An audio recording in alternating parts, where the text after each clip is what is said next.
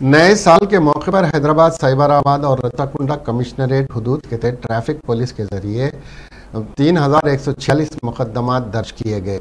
कुल 1228 मुकदमात हैदराबाद कमिश्नरेट के तहत, 1528 से साइबराबाद कमिश्नरेट के तहत और 360 केस रत्ताकुंडा कमिश्नरेट हुदूद के तहत दर्ज किए गए। ट्रैफिक पुलिस डिपार्टमेंट ने हैदराबाद में ड्रंक एंड ड्राइव चेक करने के लिए 265 टीमें तश्कील दी थीं। जुबली हिल्स में तकरीबन 50 अफराद नशे की हालत में गाड़ी चलाते हुए पकड़े गए। पुलिस ने 40 दोपहिया गाड़ियों को और 7 कारें और ऑटो रिक्शा जब्त कर लिए हैं। पुलिस ने ट्रैफिक कवानीन के खिलाफ वर्जी पर बेअन अफराद के खिलाफ मुकदमा दर्ज किए। इस दौरान जुबली हिल्स में KBR पार्क के करीब नशे की हालत में खातून ने हंगामा खड़ा कर दिया।